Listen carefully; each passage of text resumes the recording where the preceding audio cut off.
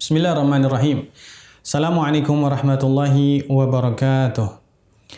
Innal hamdalillah nahmaduhu wa nasta'inuhu wa nastaghfiruh wa nu'minu bihi wa natawakkalu alayhi wa na'udzu billahi min syururi anfusina wa min sayyiati a'malina.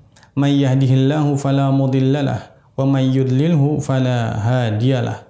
Wa asyhadu an la ilaha illallah wahdahu la syarika lahu wa asyhadu anna Muhammadan 'abduhu wa rasuluhu la nabiyya ba'dah. Wa nusalli wa nusallimu ala rasulina wa habibina wa nabiyyina Muhammadin sallallahu alaihi wasallam wa ala alihi wa ashabihi wa ummatihi wa baraka wa sallama tasliman katsiran katsira. Amma ba'd. Hadirin para pecinta sinyal Islam Indonesia yang dimuliakan oleh Allah Subhanahu wa taala. Alhamdulillah, lagi dan lagi kita bersyukur kepada Allah Subhanahu wa taala, zat yang telah memberikan kepada kita banyak kenikmatan ya sampai hari ini. Alhamdulillah, kajian Arba'in Nawawi kita untuk kali ini sudah sampai kepada hadis nomor 38 yang berkaitan dengan bagaimana cara menjadi wali Allah Subhanahu wa taala. An Abi Hurairah radhiyallahu taala anhu qala Rasulullah sallallahu alaihi wasallam, inna Allah ta'ala qala man 'adani waliyan faqad adhantuhu bil harbi wa ma taqarraba ilayya 'abdi bi syai'in ahabba ilayya mimma aftaradtu 'alaihi wa ma yazalu 'abdi yataqarrabu ilayya bin nawafili hatta uhibbahu fa idza ahbabtuhu kuntu sam'ahu alladhi yasma'u bihi wa basarahu alladhi yubsiru bihi wa yadahu allati yabtishu biha wa rijlahu allati yamshi biha wa in sa'alani la'utiyannahu wa la in ista'adhani la'u'idhannahu. Rahul Bukhari. Diriwayatkan dari Abu Hurairah radhiyallahu taala anhu, Rasulullah sallallahu alaihi wasallam bersabda, sesungguhnya Allah Subhanahu wa taala berfirman, barang siapa yang menyakiti kekasihku atau waliku, maka sungguh aku telah umumkan perang kepadanya. Dan tidaklah seorang hamba atau hambaku mendekatiku dengan sesuatu yang paling aku cintai daripada sesuatu yang aku telah fardukan kepadanya. Dan hambaku senantiasa terus mendekatiku dengan ibadah-ibadah yang sunnah sehingga aku mencintainya. Dan ketika aku mencintainya, maka aku akan menjadi pendengarannya yang mana ia mendengar dengannya, dan menjadi penglihatannya yang mana dengannya ia melihat, dan menjadi tangannya yang mana dengannya ia memegang, dan menjadi kakinya yang mana dengannya ia berjalan. Dan kalau ia meminta kepadaku, pasti dan pasti aku akan berikan permintaannya. Dan kalau ia meminta perlindungan kepadaku, pasti dan pasti aku akan berikan perlindungan kepadanya. Nah, hadirin yang dimuliakan oleh Allah Subhanahu wa taala, di sini Nabi sallallahu alaihi wasallam meriwayatkan hadis qudsi ya daripada Allah Subhanahu wa taala, yang mana Allah Subhanahu wa taala menjelaskan di sini bagaimana cara menjadi kekasih Allah Subhanahu wa taala. Maka kalau sudah menjadi kekasih Allah Subhanahu wa taala, kalau dia disakiti oleh makhluk Allah Subhanahu wa taala, maka Allah yang mengumumkan perang kepadanya. Dan kalau dia minta kepada Allah, angkat tangan, Allah selesaikan masalahnya. Nah, kalau dia punya masalah, dia minta perlindungan kepada Allah, akan berikan perlindungan kepada dia. Kalau seseorang sudah mendapatkan perlindungan Allah Subhanahu wa taala, siapa yang bisa menembusnya? Nah, makanya Allah Subhanahu wa taala menjelaskan di sini cara untuk mendekat menjadi kekasih wali Allah Subhanahu wa taala dimulai dengan amalan fardu. Dijaga, kemudian menjaga amalan-amalan yang sunnah. Baik, di sini dijelaskan man ada, barang siapa yang menyakiti ya Ini lawan daripada loyalitasnya. Man ada, barang siapa menyakiti. Waliyan. Jadi menyakiti seorang wali. Ya, wali itu adalah man tawallallaha bitta'ati wa taqwa. Orang yang setia kepada Allah Subhanahu wa taala dengan senantiasa melakukan ketakwaan kepada Allah Subhanahu wa taala dan senantiasa taat kepada Allah Subhanahu wa taala. Dia yang loyal kepada Allah Subhanahu wa taala, setia kepada Allah Subhanahu wa taala. Kalau orang yang demikian, dia senantiasa taat kepada Allah, dia senantiasa takwa kepada Allah Subhanahu wa taala, fatawallahu Allahu bil hifdzi wa nusrati. Maka Allah Subhanahu wa taala akan menolong dia. Allah akan lindungi dia, Allah akan tolong dia. Maka di antara artinya daripada wali ini adalah huwal qurbu wad dunu, yaitu dekat. Wali Allah Subhanahu wa taala, orang yang dekat kepada Allah Subhanahu wa taala. Taib, orang yang dekat kepada Allah Subhanahu wa taala dan pertolongan Allah yang senantiasa dekat kepada dia. Nah, di sini dijelaskan fal waliyuna, arti wali di sini adalah al-qarib minallah taala. Itu orang yang dekat kepada Allah Subhanahu wa taala. Bagaimana bisa? Litaqarrubihi ilaihi bittiba'i awamirihi wa ijtinabi nawahihi. Yang ia bisa dekat kepada Allah Subhanahu wa taala dengan melaksanakan seluruh perintah Allah Subhanahu wa taala, kemudian menjauhi larangan Allah Subhanahu wa taala, wal iktsar min nawafilal ibadati, memperbanyak ibadah-ibadah yang sunnah, maka kaunihi la yafturu an dzikrihi, kemudian keadaan dia tidak pernah bosan daripada mengingat Allah Subhanahu wa taala, wala yara biqalbihi ghairahu, tidak ada dalam hatinya selain Allah Subhanahu wa taala, listighraqihi fi nuri ma'rifatihi, karena dia telah tenggelam dalam nur ma'rifat kepada Allah Subhanahu wa taala. Fala yara illa dalaila qudratihi. Apa yang dia lihat, dia tidak melihat apapun kecuali kudrat ataupun kekuatan daripada Allah Subhanahu wa taala. Wala yasma'u illa ayati, dan dia tidak mendengar kecuali itu berkaitan dengan tanda-tanda kehebatan Allah Subhanahu wa taala. Wala yantiqu illa bitsana'i alaihi, dan dia tidak pernah bicara kecuali dia bicaranya memuji Allah Subhanahu wa taala. Wala yataharraku illa fi ta'atihi, dia tidak bergerak kecuali dalam ketaatan kepada Allah Subhanahu wa taala. Orang yang seperti begini adalah in auliya'uhu illal muttaqun. Tidaklah wali-wali Allah Subhanahu wa taala kecuali orang yang bertakwa. Jadi tidak bisa orang asal menjadi wali, hadirin yang Allah Subhanahu wa taala. Untuk menjadi walinya Allah Subhanahu wa taala syaratnya seperti ini. Dia harus taat kepada perintah Allah Subhanahu wa taala. Tidak mungkin seorang wali dia tidak taat kepada perintah Allah Subhanahu wa taala. Dia harus menjauhi larangan Allah Subhanahu wa taala. Enggak mungkin ada seorang wali diklaim dia sebagai seorang wali tapi dia melakukan sesuatu yang dilarang oleh Allah Subhanahu wa taala.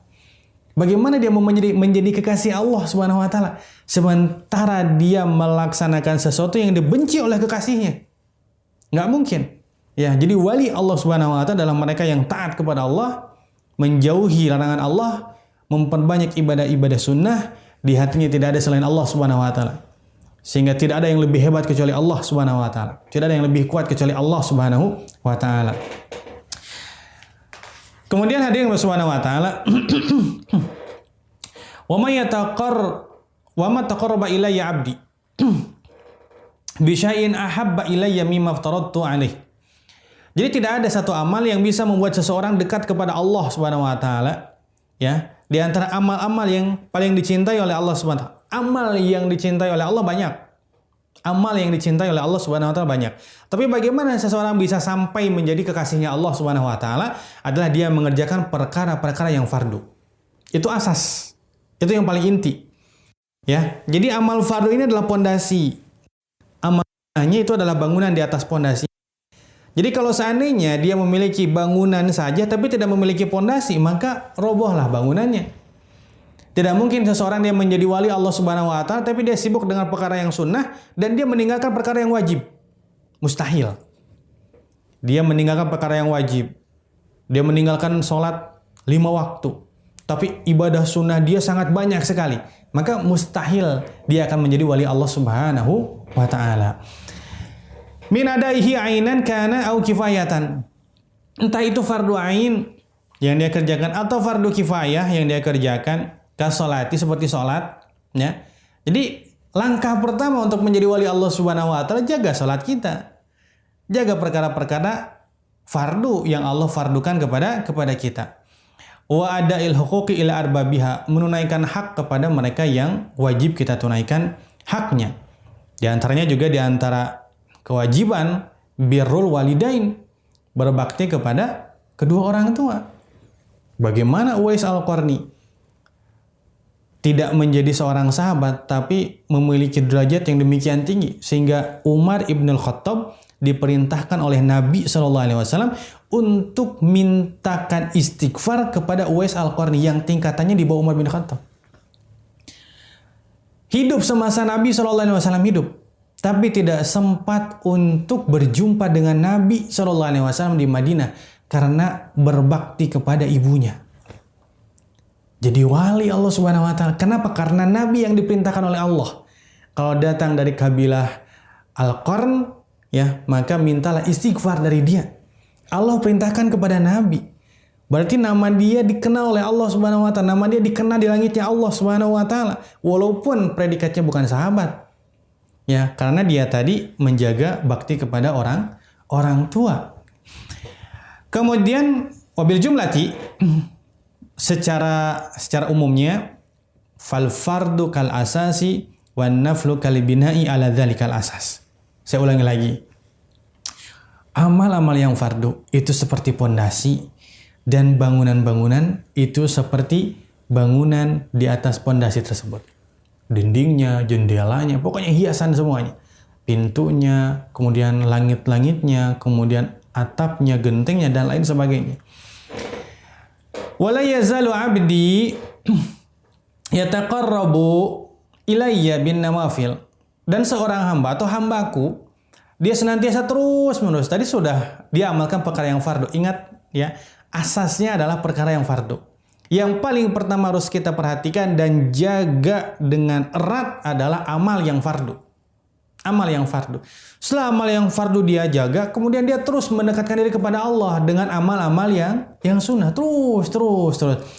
Nah, kalau dia senantiasa menjaga dua perkara tadi, dia jaga perkara yang fardu, kemudian dia tambah dengan perkara yang sunnah, maka dia menjadi wali Allah Subhanahu wa taala.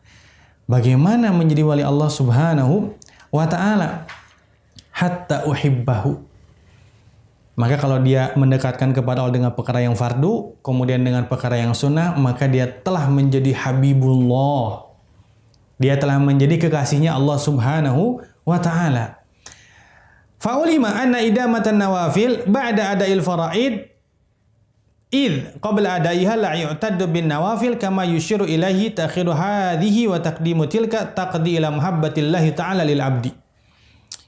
Maka diketahui dari hadis ini, dari kalimat yang tadi, bahwasanya mendawamkan, ya, mengamalkan dengan terus-menerus amal sunnah setelah kita mengamalkan amal yang fardu.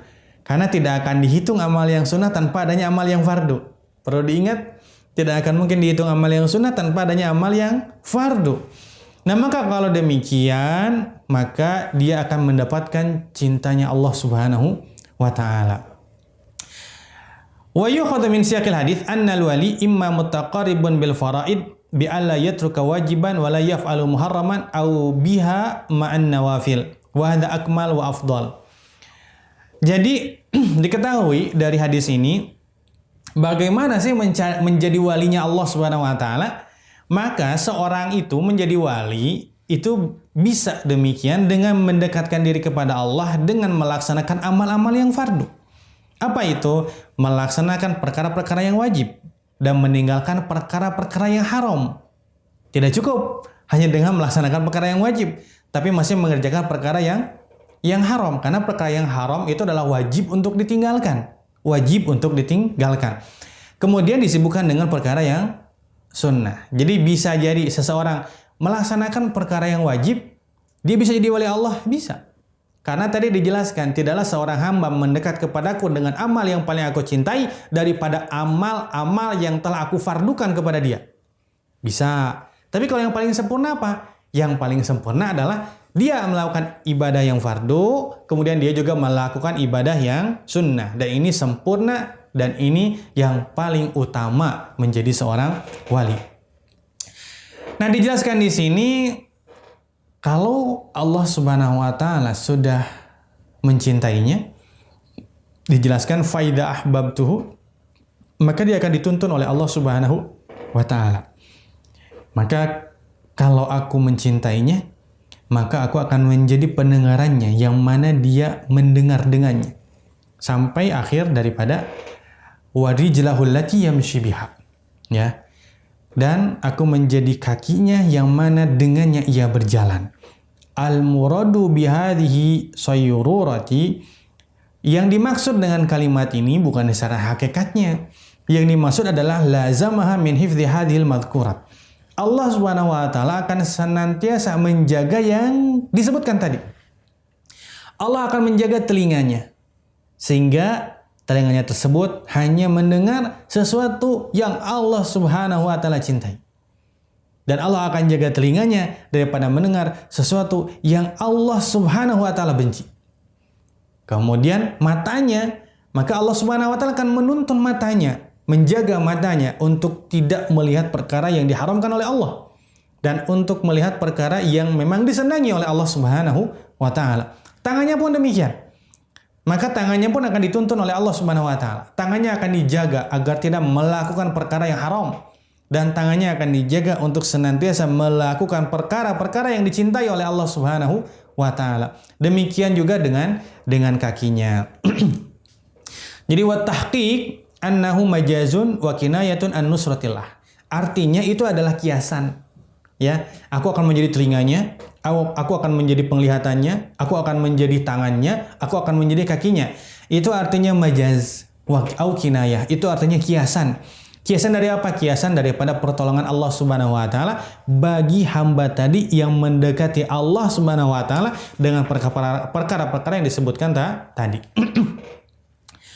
Hasil ma taqarrar, hasilnya adalah anna man ijtahada bit taqarrubi ila Allah taala bil faraidi thumma nawafil qarrabahu Allah taala ilaihi. Barang siapa yang mendekati Allah dengan amal-amal yang fardu, kemudian dengan amal-amal yang sunnah, maka Allah Subhanahu wa taala akan mendekatkan dia kepada Allah Subhanahu wa taala. Wa raqqahu min darajatil iman ila darajatil ihsan. Dan Allah Subhanahu wa taala akan naikkan dia derajat iman menjadi derajat ihsan. Yang ditanyakan malaikat Jibril kepada Nabi SAW, ya Rasulullah, akhbirni anil Islam. Islam zahir. Orang munafik pun zahirnya muslim. Ya, tapi belum beriman. Walaupun zahirnya muslim, amal-amalnya Islam, dia sholat, dia zakat juga, bahkan dia mengucapkan kalimat syahadat juga. Ya, tapi kalau dia belum beriman, nanti di nerakanya Allah, dia dimasukkan oleh Allah di bagian terbawah atau dasar nerakanya Allah Subhanahu wa taala. Makanya naik. Malaikat Jibril bertanya masalah iman. Ya, yang penting iman. Maka amal sedikit apapun kalau disertai dengan iman akan Allah terima. Dan iman yang sebesar biji zarrah ini, sebesar biji sawi, Allah Subhanahu wa taala akan gantikan dengan surga yang luasnya 10 kali lipat dunia. Hanya sebesar biji sawi. Hanya sebesar biji sawi. Nah, bagi dia mendekatkan diri kepada Allah dengan ibadah fardu dan ibadah sunnah, Allah akan naikkan dari derajat iman kepada derajat ihsan. Senantiasa dilihat oleh Allah Subhanahu wa taala. Hakikatnya seorang wali seperti itu. Dia akan menjaga perbuatan atau amal-amal yang fardu. Tasyaddud, ketat sekali dalam masalah amal yang fardu. Kemudian amal yang sunnah dia akan jaga sebagaimana kita menjaga amal yang fardu. Kita ini mati-matian untuk menjaga amal yang fardu. Bagaimana agar tidak tertinggal sholat, ya, agar tidak tertinggal zakat, gitu. Tapi bagi wali-wali Allah, mereka akan menjaga perkara yang sunnah seperti mana kita menjaga perkara yang fardu. Mati-matian menjaga perkara yang sunnah. Nah, maka Allah Subhanahu wa taala walima fi min idzah wala in sa'alani la utiyanahu. Nah, tadi sudah semua anggota tubuh di ujung rambut sampai ujung kaki dituntun oleh Allah Subhanahu wa taala. Nah, tambahannya lagi apa? Ketika dia minta kepadaku, pasti dikatakan lam di sini itu takkid, pasti. Tambah lagi nun di akhir musaqalah. Ada pemberatan. Jadi ada 2 kali pemberatan.